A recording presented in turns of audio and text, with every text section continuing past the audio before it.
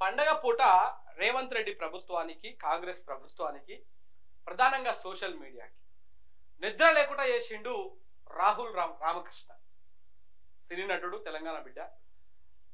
So ఒక tweet రెండు ట్వీట్లతోటి ప్రభుత్వానికి నిద్ర లేకుండా చేసిండు, పండుగ లేకుండా చేసిండు. దీంతో పాపం ఈయన మీద ఒక రకమైనటువంటి ట్రోలింగ్స్, భయంకర ట్రోలింగ్స్ అవేంటివో కూడా చెప్తా. కేసీఆర్ కంబ్యాక్, మీకోసం తెలంగాణ ఎదురు చూస్తోంది.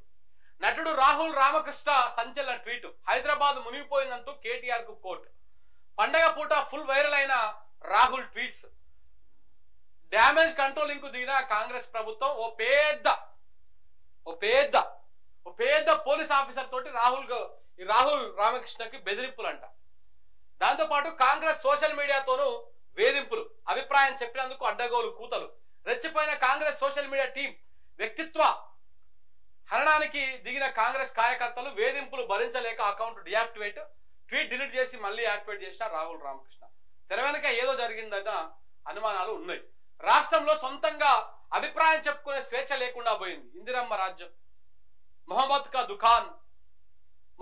దుకాన్ కోలుంగా మన రాహుల్ గాంధీ గారు చెప్పిన నీతులు ఇక్కడ. మోడీ దేశ వీధులలో విద్వేషాన్ని నింపిపోయిండు. నేను ప్రేమ దుకాణాలు తెరుస్తా అన్నాడు. నీ ప్రేమ దుకాణాలు చల్లవాడ, కనీసము ట్విట్టర్లో ఓ ట్వీట్ వేసుకునేటువంటి స్వాతంత్రం లేదు, ఆ స్వేచ్ఛ లేదు కాంగ్రెస్ పాలనలో. సిగ్గుండాలకి ఇట్లా మాట్లాడుతుంది. ఇంకా ఇందిరమ్మ రాజ్యం అని ఎమర్జెన్సీ రోజులు తెచ్చిపోయారు కదా ఆయన మొత్తం తెలంగాణలో మాట్లాడితే కేసులు నా 2-3 పోలీస్ బాసులు వచ్చారు. చెప్తా, అది కూడా చదివినాక చెప్తా కథ. గాంధీ జయంతి రోజే నటుడు రాహుల్ రామకృష్ణకు బెదిరింపులు వచ్చాయి.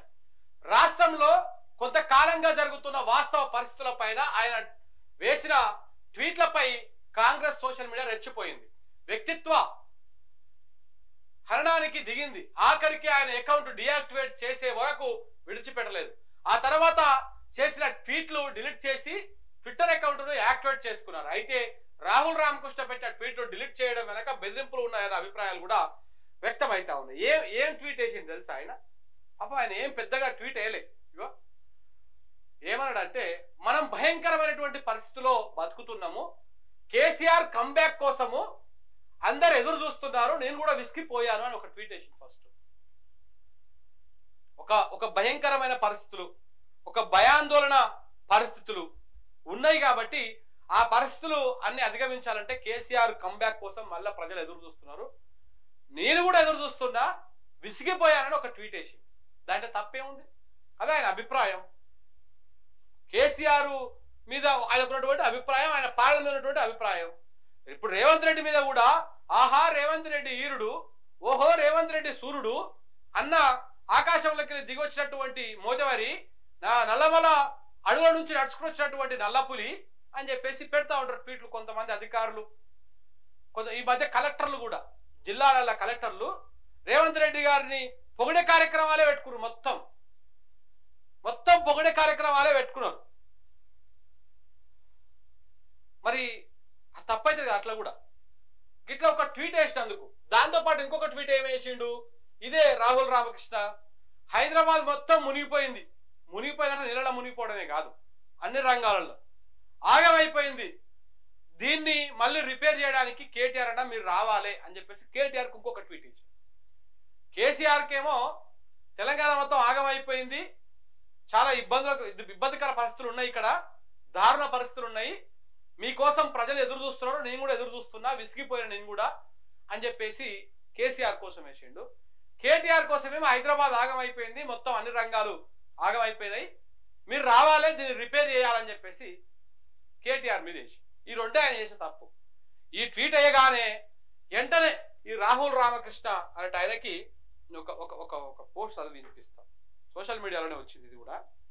ఎంత భయానకమైన వాతావరణం, రాష్ట్రంలో అత్యున్నత పోలీస్ అధికారి స్థాయిలో బెదిరింపులు చోటు చేసుకుంటున్నాయంటే ఏది ఈయనకు చేసినటువంటి వాళ్ళు.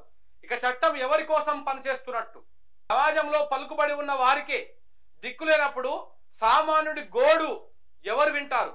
స్వేచ్ఛగా ఊపిరి పీల్చుకోవాల్సిన ప్రజాస్వామ్యంలో సొంత అభిప్రాయాన్ని ఆప్తులతో పంచుకోవడానికి కూడా భయపడాల్సి రావడం అత్యంత దారుణం. ప్రతి సంభాషణను ఎవరో వింటున్నారేమో, ప్రతి అడుగును ఎవరో గమనిస్తున్నారేమో అన్న అనుమానం ప్రజలను నిశ్శబ్దంలోకి నెట్టేస్తా ఉంది. ప్రజల చేత ప్రజల కొరకు నడవాల్సిన పాలన ఇప్పుడు ప్రజలనే భయపెడుతూ సాగుతోంది. ఇది ప్రజాపాలన కాదు, ప్రజల గొంతు నొక్కేటువంటి పాలన అని చెప్పేసి సోషల్ మీడియాలో ఒక పోస్ట్. అంటే ఈ రాహుల్ రామకృష్ణ అంటాయని ఒక ఉన్నత స్థాయి పోలీస్ అధికారి ఫోన్ చేసి బెదిరించినంట. నీకెందుకు చెప్పి ఇవన్నీ, నీకెందుకు, ఏం అవసరం నీకు, రాజకీయాల గురించి ఎందుకు ట్వీట్లు వేస్తున్నావు, ఆయన గురించి ఈయన గురించి ఎందుకు వేస్తున్నావు, నువ్వు మూసుకో, నీ పనులు చూసుకో, లేకపోతే నువ్వు పలానా చోట రియల్ ఎస్టేట్ రంగంలో పెట్టుబడులు పెట్టినావు కదా, అవన్నీ అటున్నాయి ఇటున్నాయి అని చెప్పేసి ఏవో పొక్కలున్నాయని చెప్పేసి బయటపెట్టి నేను బర్బాద్ చేస్తాం.